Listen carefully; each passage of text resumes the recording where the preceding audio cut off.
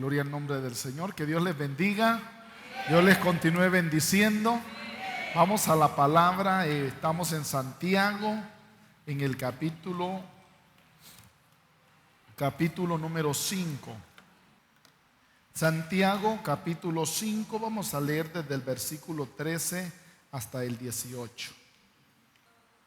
Santiago, capítulo 5, versículo 13 hasta el versículo 18.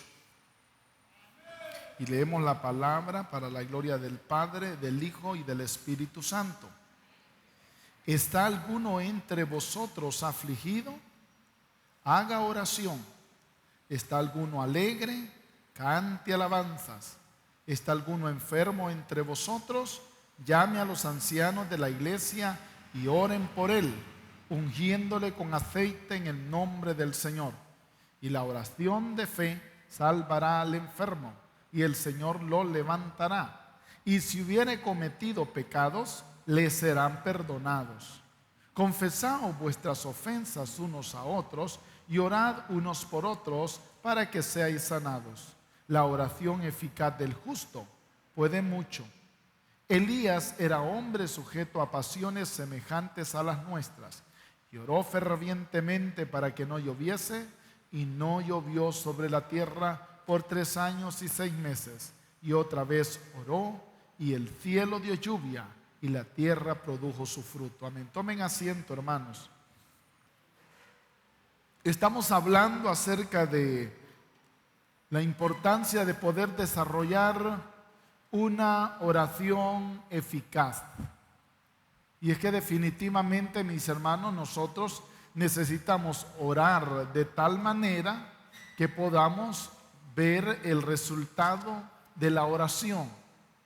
No oramos por orar, no oramos por cubrir el tiempo, no oramos por cubrir espacios, no oramos por matar el tiempo que nos sobra. Es algo diferente a lo que probablemente habíamos pensado. No es una acción religiosa, no es una actitud pasajera, no es algo impuesto, no es un castigo. Bueno, definitivamente nosotros tenemos que entender que la vida de oración es algo más que simplemente decir palabras. Es algo más que decir cualquier acción, cualquier actitud, cualquier cosa que se nos venga. Definitivamente el apóstol Santiago nos plasma a través de estos versículos pensamientos reales que vienen a hablar a nuestros corazones acerca de nuestra responsabilidad, de cómo oramos, qué hacemos cuando oramos, qué actitud tenemos cuando nosotros oramos, porque es elemental poder comprender. La oración no está divorciada de la actitud nuestra, sino más bien por el contrario, está ligada profundamente a lo que nosotros somos, a lo que hay en nuestras vidas, a la actitud que tenemos, al comportamiento que hay dentro de cada uno de nosotros. Por eso es relevante que nosotros podamos valorar el sentido de nuestra responsabilidad y de la actitud que nosotros estamos teniendo cuando estamos orando. Quiero hacer un pequeño paréntesis y quiero darle permiso a los muchachos que quieren platicar, que se salgan a platicar. Si quieren conversar, pueden salirse, no hay ningún problema. Y voy a mencionar nombres si lo siguen haciendo. Debemos de considerar nuestras actitudes, nuestros comportamientos, nuestras maneras de actuar cuando nosotros estamos orando. Porque debemos comprender, debemos de entender que hay un llamado para que nosotros hagamos las cosas tal como Dios lo tiene a través de la palabra. O sea, sin duda, la oración es una práctica espiritual, es una disciplina espiritual. Pero también la palabra nos da pautas precisas para que nosotros podamos sacar lo mejor. Porque mire qué triste, qué lamentable Cuando Jesús, por ejemplo, viene en su ministerio terrenal y se encuentra un entorno de religiosidad, de legalismo, ¿oraba la gente? Sí oraba, hermano. ¿Ayunaban? Pues sí que ayunaban. ¿Diezmaban? También diezmaban. Todas esas prácticas, disciplinas espirituales que era parte de los preceptos establecidos por Dios, lo practicaban, con la diferencia que no lo hacían desde su corazón, sino lo hacían por pura apariencia. Si diezmaban, le contaban a todo mundo lo que ellos estaban haciendo. Si ayunaban, también ponían la cara más triste, hermano, que alguien que se le ha muerto el hijo, para que la gente se diera cuenta que andaban en ayuno. Y cuando oraban, le contaban a todos y se paraban en las esquinas y oraban donde la gente los viese. Pero en realidad, mis hermanos, la vida espiritual y todas las prácticas espirituales que nosotros podamos tener tienen que ver con una relación personal de nosotros para con Dios. Es una intimidad, es una interacción que nosotros debemos de plasmar en nuestra vivencia personal y en la vida que nosotros tenemos para con Dios. Por eso, al hablar de la oración específicamente, Santiago le agrega el adjetivo que la califica de forma tal que nosotros entendamos que es productiva. Dice, esta oración es eficaz. Ese es un adjetivo calificativo. Está calificando cómo es la oración. Yo le pregunto, ¿cómo es oración? Cuando algo es eficaz, ya lo hemos mencionado, produce fruto, alcanza el objetivo para el cual es hecho, porque va de acuerdo a la voluntad del Señor, porque se plantea conforme al proyecto establecido a través de la palabra, porque lo hacemos de acuerdo a los preceptos dados por parte de Dios. Y cada uno de nosotros tenemos que considerar entonces lo elemental, que nosotros podamos tener una oración eficaz, que nuestra oración sea eficaz, que no estemos solamente perdiendo el tiempo. Y aunque parezca ofensivo, algún tipo de oración que podríamos hacer podría ser perder el tiempo, porque no hay una interacción verdadera con Dios, sino simplemente una actitud de estar hablando y hablando, pero no interactuando con el Señor. Pero en este caso, Santiago nos dice que nuestra oración tiene que ser eficaz, porque una oración eficaz es la que produce. Una oración eficaz es la que es productiva. Y cada uno de nosotros, por tanto, tenemos que considerarlo. Ahora, hay algo bien importante que ya hemos mencionado. Unas 2 o 3 cosas ya hemos mencionado en relación a la oración eficaz. Que una oración eficaz la puede hacer una sola persona. Para que usted ore eficazmente no necesita las multitudes. Solo necesita un corazón dispuesto. Solo necesita tener una fe sólida. Solo necesita creerle al Señor. Usted no puede decir, ay, hermano, es que nadie me está respaldando en oración. Elías lo hizo solo. Hizo que el cielo se conmoviera. Y usted probablemente podrá decir, pero Elías era, no, dice eso, por eso Santiago nos afirma con claridad, era un hombre sometido a pasiones como las nuestras, para que nosotros entendamos que también podemos tener una oración eficaz. Uno puede ser la persona que haga que sea conmovido todo lo que está alrededor. Y como ya lo hemos mencionado en otras ocasiones, los grandes avivamientos no requirieron de multitudes, sino de personas que humillaron su corazón delante de la presencia del Señor. Si usted lee la historia de los grandes avivamientos, se dará cuenta que no fue el resultado de multitudes, sino de 1, de 2 o 3 personas que tuvieron un corazón dispuesto, que como tal provocó que la oración se volviera eficaz. Una sola persona. En segundo lugar, hemos mencionado que debemos de ser cuidadosos en nuestros estados y condiciones espirituales, porque podríamos afectar si estamos de forma negativa viviendo fuera de la voluntad del Señor. Porque como lo hemos dicho, nuestra rectitud o la falta de ella afecta nuestra oración. Porque el pecado produce separación entre Dios y el hombre. Por esa razón tenemos que ser conscientes en el estado espiritual en el cual nosotros nos hallamos. Queremos que nuestra oración sea efectiva. Queremos que nuestra oración sea eficaz. Cuidemos en cómo nosotros nos encontremos. Queremos la efectividad en nuestra oración. Vivamos una vida recta. Queremos que no sea hecha, no tenga una vida recta. No quiere tener oración, pues viva como quiera. Pero nosotros debemos poner lo que corresponde a nuestra disposición para poder buscar la presencia del Señor. En tercer lugar, hemos mencionado lo importante y lo relevante que para que nuestra oración sea eficaz debe ir acorde a la palabra. Tiene que tener sustento bíblico. No son deseos que usted se imagina, no son ideas que se le vinieron a usted. De hecho, lo hemos mencionado estos 2 martes anteriores, que Santiago nos refiere que Elías ora.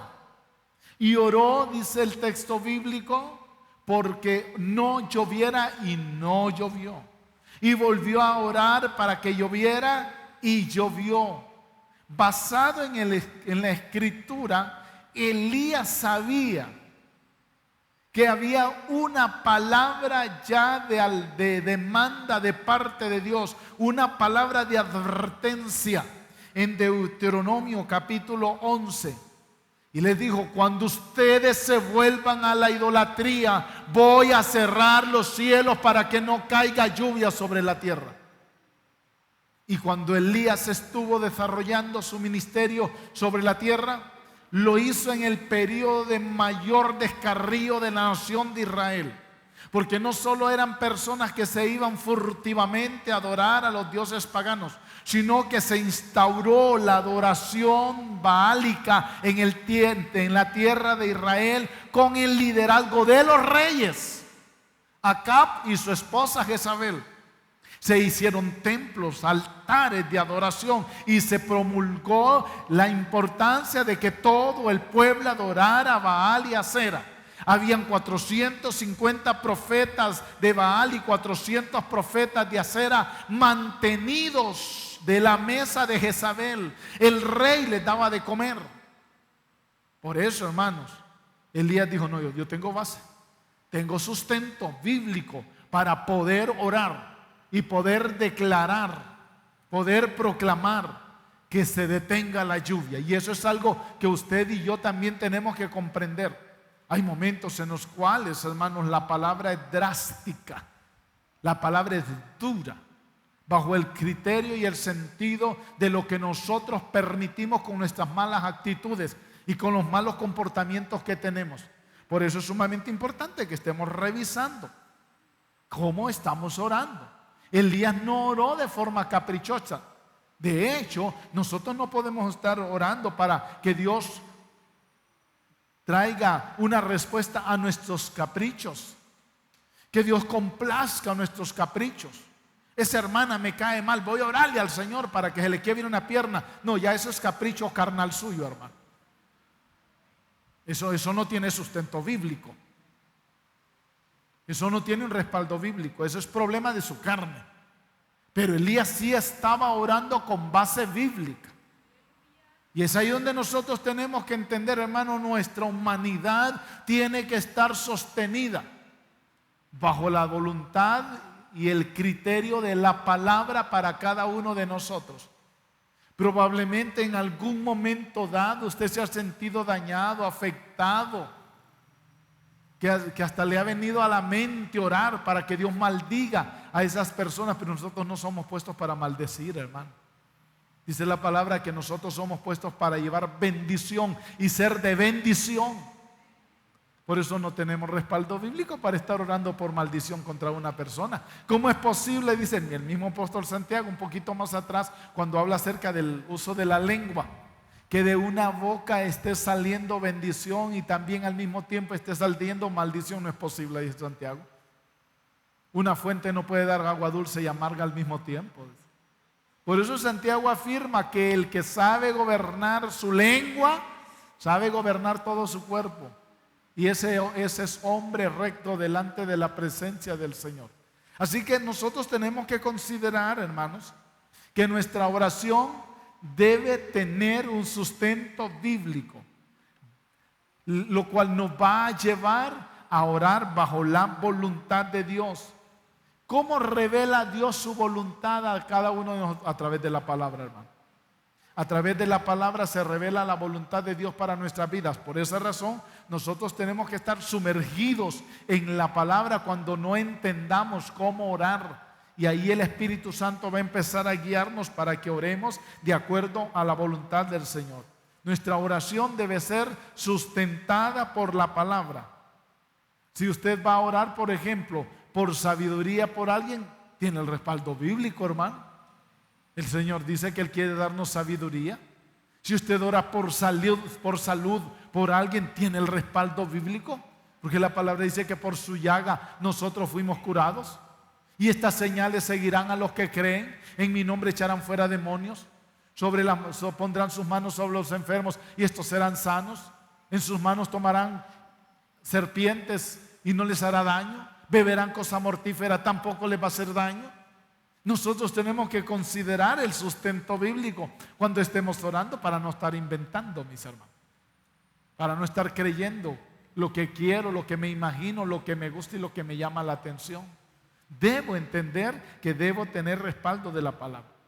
Y en esta noche yo quiero mencionar una cosa más acerca de cómo tiene que ser una oración eficaz. Para que una oración sea eficaz debe ser una oración sincera. Sincera. Debe ser una oración, como dice el texto bíblico, con fervor. Versículo 17. Elías era hombre sujeto a pasiones semejantes a las nuestras. ¿Y cómo oró? Dice el texto bíblico. Fervientemente. Fervientemente. Eso habla de la sinceridad que había en el corazón de Elías. Literalmente, orar fervientemente significa orar con poder. Literal, orar la oración. Parece una repetición, ¿verdad? Orar la oración. Pero ¿cuántas veces nosotros estamos lero, aparentemente orando, pero ni sabemos lo que estamos diciendo, hermano? Usted habla y habla, pero su mente anda en Marte, en Júpiter, pensando en los frijoles, pensando en lo que dejó allá, pensando en lo que no ha hecho, y ni sabe ni lo que está diciendo. ¿Cómo va a ser una oración ferviente esa, hermano? La oración ferviente es aquella donde usted está concentrado, donde usted sabe lo que está diciendo, donde sale de lo profundo de su corazón, donde es el corazón mismo que está clamando, donde no necesita siquiera expresar palabras de sus labios. Un modelo fuera del de Elías es el de Ana en el capítulo número 1 de Samuel. Tanto oró con fervor Ana que el sacerdote Elí creyó que Ana estaba ebria. La oración fue larga. Veamos capítulo 1. Dice que Ana llegó al tabernáculo y oró con amargura de alma y lloró abundantemente. Capítulo 1:10. Luego hizo voto de que si el Señor le daba un hijo, lo iba a dedicar al Señor. Todos los días será tuyo, le dijo. Y mientras, versículo 12, ella oraba largamente delante de Jehová, Elí estaba observando la boca de ella, que solo se movía. En ella había un clamor del alma. No era gritos. Porque el fervor no es grito, fervor no es revolcarse en el suelo. Yo no necesito revolcarme en el suelo para que digan, ¿cómo está orando el hermano? Ese señor sí ora. Mírenlo cómo le hace. Probablemente no haya ninguna manifestación física, sino un corazón que está derramado delante de la presencia del Señor. Ahí es donde yo tengo que darme cuenta, hermano, que tanto yo estoy orando. Porque lastimosamente, hermanos, a veces somos llevados a tratar de cubrir un tiempo de oración a través de una oración mecánica, sin reflexión, palabras que ya me sé de memoria, que lo que hago es repetir. Y a veces criticamos al religioso que repite el Padre Nuestro, que repite las Aves Marías, que repite las glorias, pero a veces estamos al par de ellos también, hermano, repitiendo lo que pareciera una oración. Y perdone, hermano, y no se vaya a sentir ofendido si probablemente usted cree que por usted lo digo. Pero a veces estamos, gloria a tu nombre, Señor. Te alabo, Padre. Exaltado eres, Señor, mirando hacia las nubes, mirando las canaletas. Bendito es tu nombre, Señor. Pero ahí está apagada esa candela. Gracias, Señor. Ay, tan bueno. La otra está apagada también. No se vaya a ofender, pero muchos así están orando, hermano. ¿Qué fervor va a haber en esa oración, hermano? ¿Cómo esa oración va a conmover el cielo? Si estoy pendiente de todas las cosas que están alrededor, menos de estar buscando la presencia de Dios. Por eso Santiago recalca, Elías oró fervientemente. Elías estaba orando, sabía que estaba clamando. Elías no estaba pensando en otras cosas, sino que sabía que era lo que estaba haciendo. Había intensidad, había pasión. Y eso es lo que usted y yo tenemos que revisar cuando estamos orando. Oramos fervientemente, nos apasionamos, somos intensos. Cuando oramos, mira, a veces somos intensos, pero para estar detrás de la gente, hermano. Pero y no intensos para buscar la presencia de Dios, hermano. Dios quiere que nosotros revisemos cada vez que ore. Yo sé que de aquí en adelante usted cuando vaya a orar se va a acordar del pastor. Y va a decir, ¿cómo es mi oración? ¿Será intensa? ¿Apasionada? ¿Ferviente? ¿O sencillamente estoy diciendo palabras por decir? Porque me aprendí cosas, porque me enseñaron más o menos qué decir cuando estoy orando. Pero valorado el sentido que el apóstol Santiago nos da acá a nosotros, debemos de comprender que es mucho más que decir palabras. Elí, que al revisar su historial nos damos cuenta que era un hombre carnal, a pesar de que era el juez y sacerdote, no percibía, no entendía, no comprendía el grado de intensidad en la oración de Ana. La tuvo, dice, ¿cómo? Ebria. Está borracha esta, dijo. Por eso llegó y le dijo, ya, le dijo, ya, digiere tu vino y andate. Aquí no quiero borrachos. No, le dijo, Ana, no me tenga por una mujer malvada, perversa, sino que yo he derramado mi alma delante de la presencia del Señor. Qué discernimiento que tenía el siervo de Dios, ¿verdad? No sabía qué era lo que estaba pasando. No sabía lo que estaba ocurriendo. Y ahí es donde usted y yo tenemos que considerar, hermano. Le escuchen o no le escuchen, a usted lo que le debe interesar es que Dios le oiga. A usted lo que le debe interesar es que el cielo sea conmovido a través de su oración. Que a través de su oración hay un impacto. Que Dios realmente vea que lo que está expresando está conjugado con su actitud, con su corazón. que hay una verdadera interacción de su vida con lo que Dios está oyendo. Pero nosotros tenemos que ser apasionados. Bajo este parámetro, diríamos que Elías era un hombre decidido, era un hombre sincero al orar. De hecho, cuando está metido en la cueva, él con toda sinceridad, porque así pensaba él, creyó que estaba solo. Cuando el Señor le dice: ¿qué haces aquí, Elías? Y le dice: que yo tengo un vivo celo por Jehová y solo yo he quedado, dijo. O sea, en realidad Elías no estaba ni exagerando ni mintiendo. Esa era la concepción que él tenía, porque así se había encontrado durante todo ese tiempo. No, le dijo el Señor, no estás solo. Primero, lógicamente Elías sabía que el Señor estaba con él. No se refería a esa soledad. La soledad a la cual Elías se refería era la física, de otras personas que lo pudieran acompañar en ese grande reto que él tenía de estar clamando por aquella nación pecaminosa, idólatra. Pero le dice el Señor: me he reservado 7,000 que no han doblado sus rodillas ni besado a Baal. Así que no estás solo. No te consumas en la soledad, porque no estás solo. Pero en realidad, hermanos, si había algo en el corazón de Elías, era sinceridad, hermano. Él era un hombre sincero delante de la presencia del Señor. Por eso, cuando oró fervientemente, oró creyendo que Dios le iba a oír, hermano.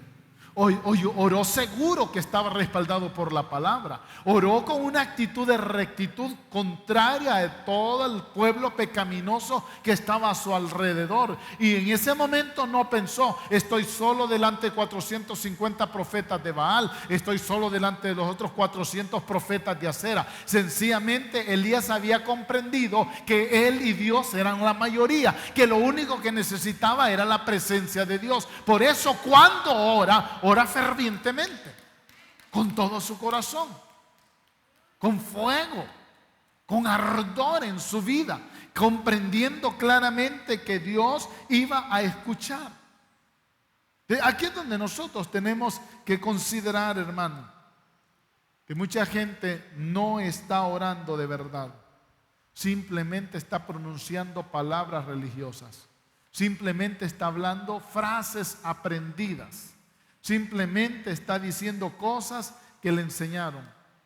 ¿Y sabe qué implica eso? Pereza. ¿Por qué no dejar que el Espíritu Santo pueda fluir en nosotros y empezar a hablar con lo que hay dentro de nosotros? Empezar a sacar lo que hay dentro de nuestro corazón. Empezar a expresarle al Señor lo que hay dentro de nuestras vidas. Considerando, conociendo claramente, mis hermanos, que al corazón contrito y humillado el Señor no lo desprecia. Que cuando nosotros llegamos a Él, el Señor atiende a la oración de aquellos que le buscan. Que a los que tiemblan a su palabra, dice el Señor, están cerca de Él. Aquí nosotros tenemos que compaginar para que la oración sea efectiva, para que la oración sea productiva. Nuestro corazón tiene que estar en la oración. Nuestro corazón, de donde emana la vida, tiene que estar relacionado con lo que nosotros estamos orando, con lo que nosotros estamos diciendo. Cuando nuestro corazón no está en la oración, eso, hermanos, hace que la oración no sea efectiva, porque carece de fervor. Mira, hay hombres que le pueden decir a una mujer: yo te amo, pero ama la carne de ella. Pero en realidad no le ama con el amor verdadero. Es pura pasión. Y una vez pasada la pasión, se acabó todo. Y esas son expresiones carnales. ¿Cuántas veces podríamos haberle dicho al Señor: ay, yo te amo con todas las fuerzas de mi corazón? Pero es porque aprendió una frase: ay, qué bonito lo que dijo esa hermana, así le voy a decir yo también. ¿Y si no sale de nosotros? ¿Y si no es el resultado de mi experiencia? Porque hay gente que ora bonito, hermano. Hay gente que si usted se pone a escucharlos lo que están diciendo, qué bonito que oran. Ahora, no sé qué tanto está compaginado, relacionado las palabras bonitas con lo que hay dentro. Pero nosotros tenemos que considerar, hermano, para que nuestra oración sea ferviente, debe ser el resultado de un corazón humillado delante de la presencia del Señor. Muchos están ofreciendo una oración con una actitud tibia, pidiendo a Dios que se interese por algo que a Él no le interesa. Sí, Señor, sana a mi mamá, dice. Tal vez, quizá podría ser. Qué fervorosa esa oración, hermano. Qué ferviente. Si ni le interesa ni lo cree usted, ¿cómo espera que Dios le responda? Estar orando de esa forma, si no estamos esperando el mover de Dios. Pero cuando nosotros realmente nos adentramos en profundizar nuestra vida de oración con lo que realmente hay dentro de nosotros, vamos a ver la diferencia, hermano. Miraremos la diferencia. Veremos lo distinto que es. Mira, una oración ferviente hace que el cielo sea conmovido. Hace que la gloria de Dios se manifieste. La oración debe ser ferviente, no porque vamos a persuadir, a convencer a Dios que nos responda. No porque queremos emocionalmente tocar el corazón de Dios, sino, hermanos, porque nosotros debemos demostrar que en mi oración, que lo que yo le estoy expresando me interesa, es algo que viene de mi corazón. Me voy a poner a llorar y a llorar porque Dios es tan duro, tal vez así me oye. No, hermano, no. Es porque yo debo mostrarle al Señor que lo que estoy orando lo estoy creyendo, que lo que yo estoy orando lo estoy viviendo, que lo que yo estoy orando es parte de mi sentir del corazón, no solamente expresiones que yo pueda dar. Por eso, mis hermanos, cuando oremos, mostremos ese fervor por lo que a Él le apasiona, que también nos deba apasionar a nosotros. Hagamos un examen. Nos vamos a detener acá por el tiempo, pero hagamos un examen. ¿Cómo oro yo? ¿De qué manera lo hago? Ah, no, hermano, no me ha visto cómo yo levanto las manos y le hago las piernas y pataleo. Bueno, allá a solas con el Señor, a solas usted y el Señor, ¿qué hace? ¿Qué hace? ¿Solo cambia de posición para dormir? ¿Estaba dormida en la cama y se arrodilla para seguir durmiendo? ¿O en realidad hay una interacción efectiva? Realmente empieza y entra usted en el secreto de Dios. Qué bonito eso, ¿verdad? Entrar en el secreto de Dios. Empezar, no a estar viendo que si ángeles bajan, que si ángeles suben, sino a estar viviendo lo que yo estoy orando. Usted no necesita que vaya el pastor o el líder a supervisarlo. Aquí vengo, hermano, a ver cómo ora. Es su experiencia con el Señor. Es su relación con el Señor. Es su vivencia con el Señor. Y ahí es donde nosotros tenemos que apuntar. Probablemente sea un reto.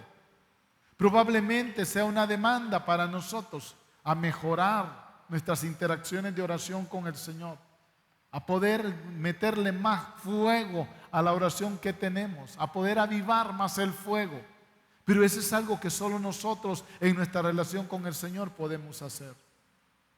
Porque usted podría decir a unas dos hermanas o a unos dos hermanos: vengan, hermanos, y tengamos tiempo de oración. Puede ser, hermano, que al llegar los hermanos se agarren y empiecen, viera cómo guerreamos, pero ¿guerrea solo? ¿Necesitamos necesariamente que esté otra persona para que agarre fuego yo? En la vida de oración, hermanos, es una relación personal. Sí, es bueno porque tenemos oraciones congregacionales, tiempos congregacionales para clamar, para orar, para poner puntos de oración. Sí, hermano. Pero el punto en este caso es la oración personal. Elías estaba solo. Elías estaba ante toda aquella multitud. No solo tenía los 850 profetas alrededor de él, tenía todo el pueblo de Israel, que su corazón estaba inclinado a la idolatría.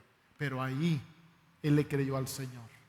ahí él estuvo seguro que Dios iba a responderle si él lo hacía de la manera debida.